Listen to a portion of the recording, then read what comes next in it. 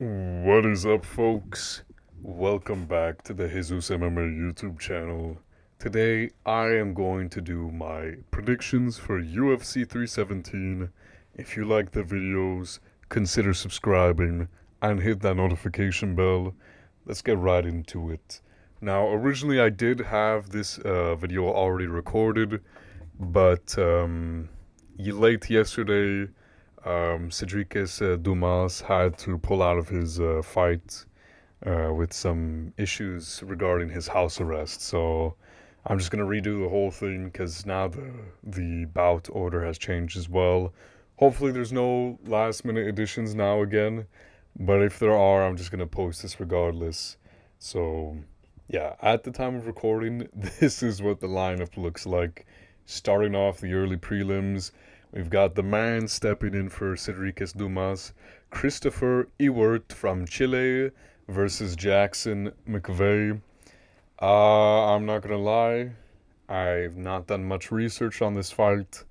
I am gonna have to go with Jackson McVey. At least he has a bit more notice. He's on a pretty sick streak as well. I know barely anything about his opponent Ewert here. So yeah, real unfortunate that he's coming in on this short notice. But hey, if he does well, he does well. We'll see what happens in this fight. Um, yeah, I'm not necessarily too sure how it'll go. They're both undefeated, so it's really hard to kind of gauge how each of them will do. But I'm just gonna go with Jackson McVey because he seems like the better pick. And yeah, you can't think too hard about these things sometimes. Next fight up on the card, Jonathan Diniz versus Alvin Hines. I'm gonna go with Diniz. Hines is stepping up on somewhat of short notice, not as much as the first two that we just talked about, but short notice. And Diniz has got good hands. He's got great striking. Well, he's got good striking. We have to remember this is heavyweight at the end of the day. Alvin Hines is undefeated, but I don't think he's as good of a striker as Janata is. Um, yeah. He's got decent ground game, though, so we could see him implement that to throw Janata Diniz off guard. But Janata has faced wrestlers before. The only one that he's lost to was Marcin Tybura, who is a good fighter at the end of the day. I don't think Hines' style is going to be enough to defeat Diniz. I've got Diniz winning by most likely second round KO after getting taken down a bit in the third or getting held up against the cage. Maybe a similar performance that we saw him have against that retired NFL player, Austin Lane. I think that's his name, Austin Lane, yeah. And I guess I didn't mention how I think McVey is going to win in the first fight. I mean, he's only won by submission and knockouts. I can see this just going to the decision, probably 29-28. Some boring-ish type of decision maybe. Or maybe it'd be a fun fight to open up the card. Who am I to judge? I don't see either of them getting a finish, though. Next fight up on the card, Nico Price versus Jacoby Smith. This one's a bit of an easier one. I got Jacoby Smith winning by second round knockout. Might get it done late in the first. Nico Price is a lanky kind of veteran, the old veteran style. Might use his range to cause some problems for Jacoby Smith, but we've seen Jacoby Smith go up against taller fighters such as Preston Parsons. I don't think Nico Price's build will be that much more advantageous for him. I know Preston Parsons isn't that good of a fighter, but Nico Price is kind of on the tail end of his career, coming off of these sloppy unk type fights with Alex Morono and whatnot. And he's also been taking a lot of brain damage. I don't think he'll be able to withstand the shots from Jacoby Smith. I got Jacoby Smith finishing him by KO in the second round, like I said. Maybe even a decision if he's too patient with it, but Nico Price puts himself in danger a lot of the time. I can see Jacoby Smith finishing him. It's the most likely scenario that's going to happen. So yeah, Jacoby Smith, second round KO. Moving up the card, Terrence McKinney versus Vyacheslav Borshchev. Now, originally I was going to pick Vyacheslav, Slava claws, because he's got the great boxing, and Terrence McKinney is a wild striker at the end of the day. But watching McKinney's last fight, where he used his wrestling a lot more to get the easy victory, I can see Terrence McKinney utilizing his wrestling to get this fight done, like via ground and pound TKO. Because at the end of the day, I don't think I've ever seen McKinney go to a decision. It's always finish or get finished with him. So, and Vyacheslav Borshchev, I'm done picking this guy. He usually, well, both of these guys have let me down a few times. But Terrence McKinney's more dynamic, and I think he finally knows that he has to play it more smart than when he was wilding on the feet against Ribovic and all the other opponents.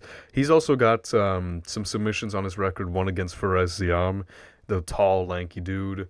Vyacheslav Borshchev is smaller, and these guys are harder to hold down. But we saw him get... Oh, no, he's 5'11". Man, I swear, some of these fighters look smaller than their listed height, I swear. But we saw Chase Hooper hold him down. Now, Hooper's definitely a better wrestler than McKinney, but I think McKinney, using his threat on the feet as well, can get the takedowns effectively, and he could work for a submission. So I got Terrence McKinney, probably early second round submission after softening up Borshchev on the feet in the first round with some ground and pound and some other shots on the feet that are meant to set up takedowns. But yeah, if he decides to brawl on the feet with Slava claws, though, he's going to get KO'd because he's too sloppy and he's too open to gain hits, and he's been finished multiple times before. So yeah, next fight up on the card, Viviane Araújo versus Tracy Cortez. Tracy Cortez has been out of the octagon for a while now. Araújo is coming off a win against Karine Silva, I believe at UFC 309. Yeah, it's a bit hard to choose this fight because while Tracy Cortez does seem to have, I guess, more of a brighter future in the sport, as Viviane Araújo is getting a bit older, I still have faith in Araújo to get it done. Goodness, she's 38 years old. I still have faith in her to get it done. Karine Silva's game was more so grappling, and Araújo kind of beat her there. And then also on the feet, she was slightly better. It was a really shit fight, and I really don't remember that much about it. But I remember Karine Silva with his hyped-up prospect. Viviane Araújo turned her away. Tracy Cortez has been out of the octagon for a while. She's got some good wins. A good win against Jasmine Jasudavicius. But I think the time out of the octagon has been far too much. And she is decent on the feet, so she could be winning if they stay on the feet. And she's also a good... at times like these, you trust the coin. Tails for Araújo, heads for Tracy Cortez. Whichever one it lands on is who I'm going to pick. And we have heads. Who did I say for heads? I said tails for Araújo, right? So heads Tracy Cortez, I think. I think that's what I said. Okay, going with Tracy Cortez. She's better on the feet. She's a better boxer on the feet. Araujo's getting older. Probably won't be able to strike that much. And Tracy Cortez can probably stuff the takedowns. Yeah. Tracy Cortez, 30-27 decision. Next fight up on the card. We got Hurricane Hyder Amil versus Jose Delgado. Hurricane Amil, Hyder Amil, stay. I got Hyder Amil winning. I'm really high on his prospect. I know he's a lot older than than a prospect should be. Yeah, he's 35 years old, but this guy's got insane pressure, great finishing instincts up against the cage. Jose Delgado is also good, but I believe in the Hurricane train.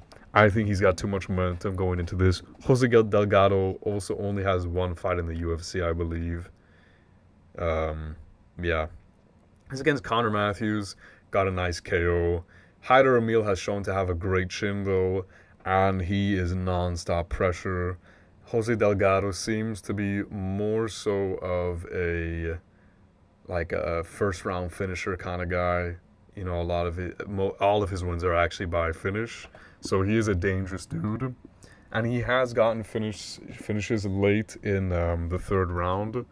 Um, but I think Hyder Amil's pressure is something that he has not experienced in the octagon before, and the volume that Hyder Amil will present to him will be an issue. I got Hyder Amil winning by probably 29-20 decision or a late third round TKO. I can see that happening. All right, next fight up on the card, and to close out the prelims, we have Jack Hermansson versus Gregory Rodrigues. Do we go with the old veteran pick of Hermansson? Because Hermansson has faced these like big bully type of fighters before in Joe Pyfer. He has turned them away before. He's been out of the octagon for forever. Rodrigues is coming off against a brutal loss to Jared Cannonier, and he's always had a bit of a questionable chin. Now, I don't think Hermansson is going to KO him, but we have seen Hermansson outstrike people from distance, uses his kickboxing really well. I don't think this fight's going to go to the ground because both of these guys are really credentialed on the ground, and I don't think either of them really have an advantage that's of much significance over the other one. So it's going to really take place on the feet, and it really depends how Hermansson is going to utilize his striking at distance, because we've seen Rodrigues go against like these lankier dudes who have similar striking to Hermansson, like Christian Leroy Duncan.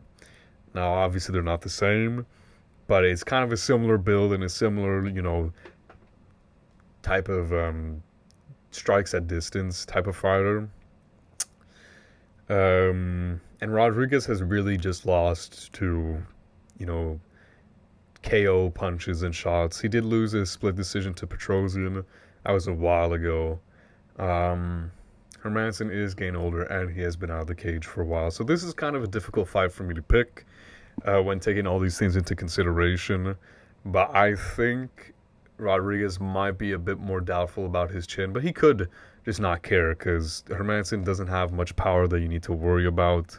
I can't even remember the last time he got a KO. I know he has KOs, but I can't remember the last time he got it. Let me check real quick. It was against Kelvin Gastelum. Oh, no, that was a submission. His last KO was... Oh, it was a ground and pound in 2017. So Gregory Rodrigues is definitely not going to be fearing the power. But I could really see Jack Hermansson doing the same that he did against Chris Curtis. Now, Rodrigues is much bigger, so he won't have as much trouble closing the distance. And that might just be the deciding factor.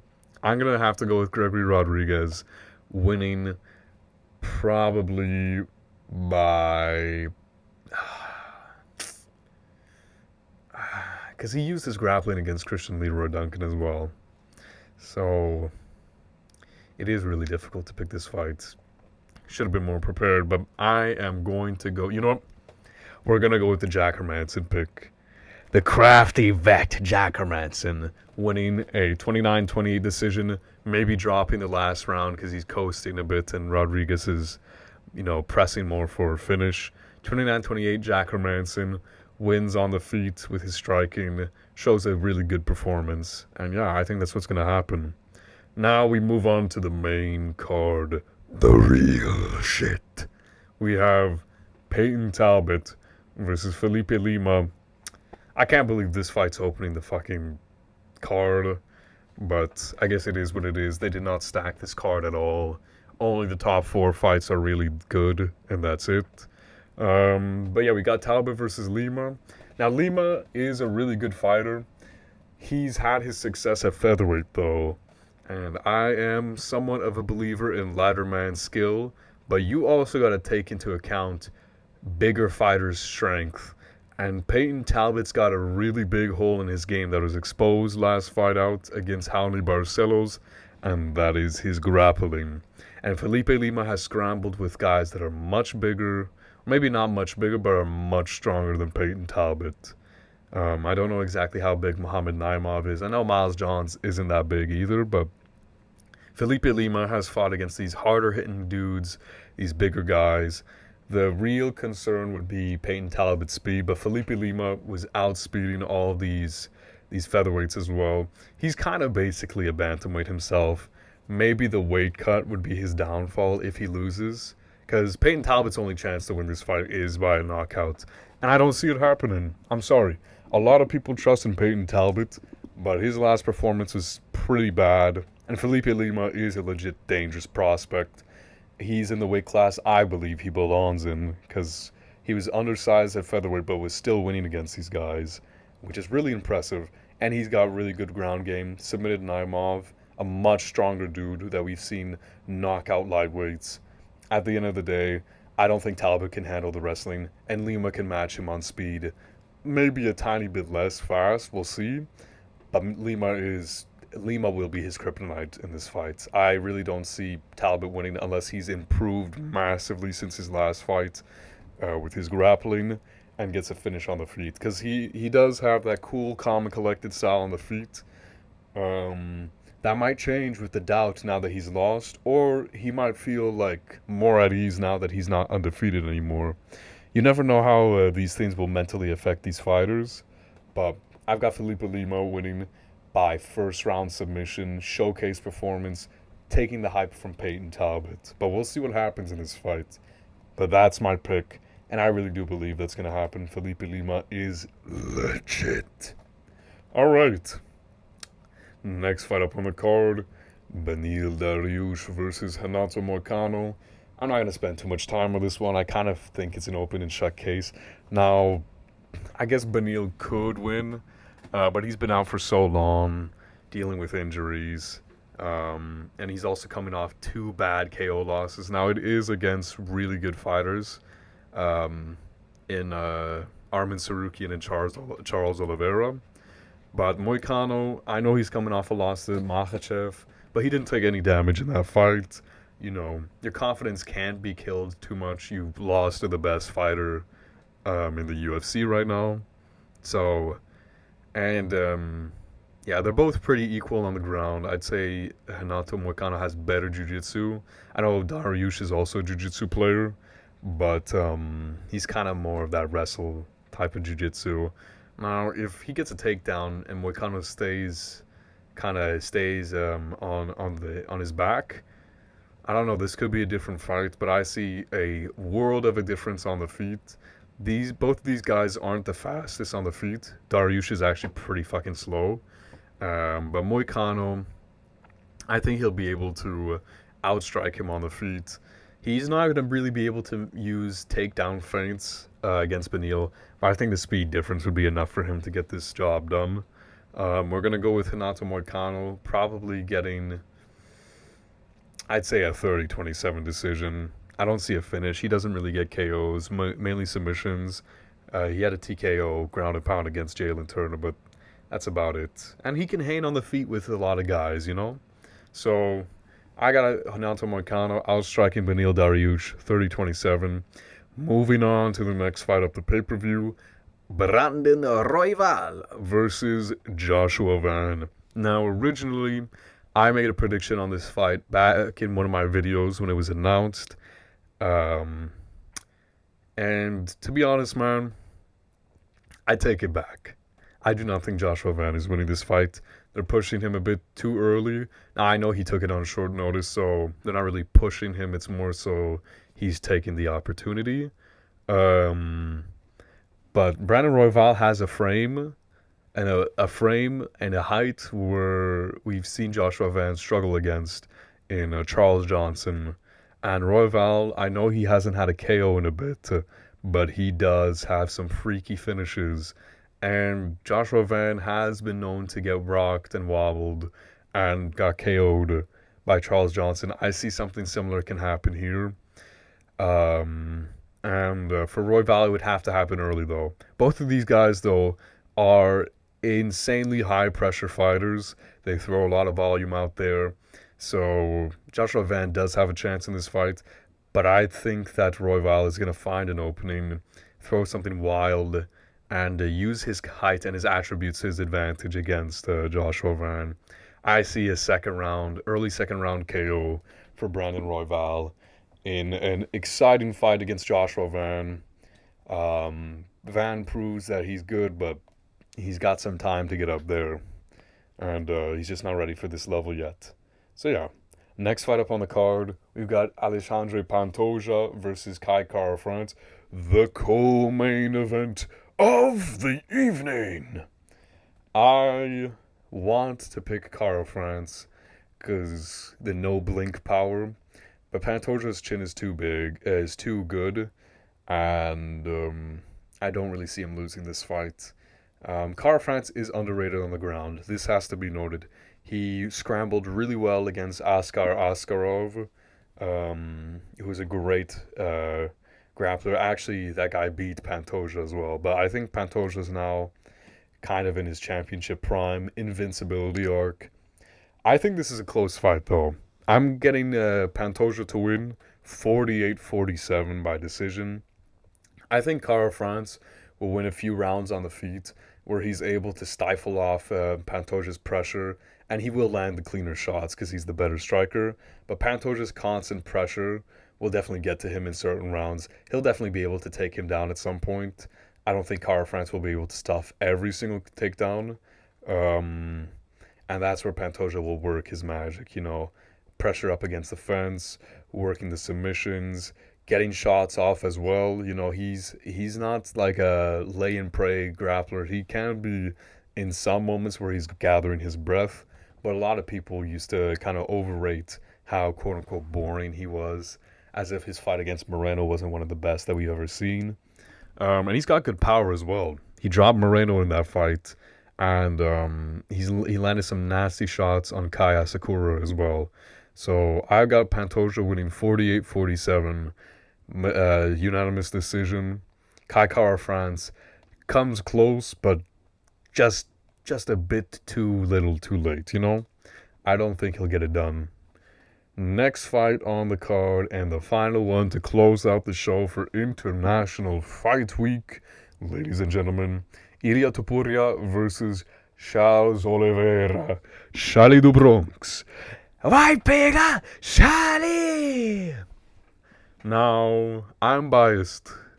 I am very biased. But I have to do this. I'm going to go with Charles Oliveira by third round submission after dropping Ilia Topuria with a head kick, which he's open to. And then going in a quick scramble. Charles Oliveira is a real killer in there. We haven't really seen what Topuria is made of on the ground. I know he's really good on the ground. I know he's excellent on the ground. But Charles Oliveira is the most slick and quickest submission artist in the UFC. And listen, what can I say? I'm a do Bronx fan. I gotta back him in these moments like this. My head says Topuria, my heart says Oliveira, and we're going with my heart, man. We're going with the heart. Charles Oliveira to get it done. Ilia Topuria is going to need to pressure a lot for this fight like he normally does anyways. I have no doubt that he'll be doing that. I need Oliveira to pressure as well, but also to use his wrestling and be smart with it. I know he doesn't have that much head movement, so he cannot find himself in this close range boxing scenarios. And if he does, though, he needs to throw some strikes to kind of make Topuria doubt himself in those, or like reconsider, like the knees he used up against Dustin Poirier. But I really want Oliveira to use his range to his advantage, the front kicks that he usually likes to use, attacking the legs. Topuria's never thrown a head kick. Oliveira needs to throw that head kick because Topuria is open to it. He's got a low stance, so he can whip that up quick. Yeah, I'm going to go with Oliveira to win this fight. I don't want to talk about it too much because I'm going to be on the edge of my seat during this entire fucking fight, man. I think probably Topuria wins the second round and is starting to look bad. Like Charles wins the first round. Topuria gets the second, gains some momentum in the third.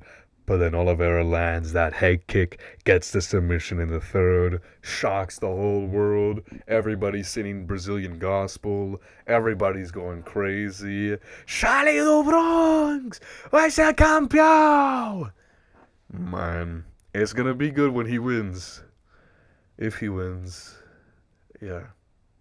Anyways, yeah, that's a prediction video.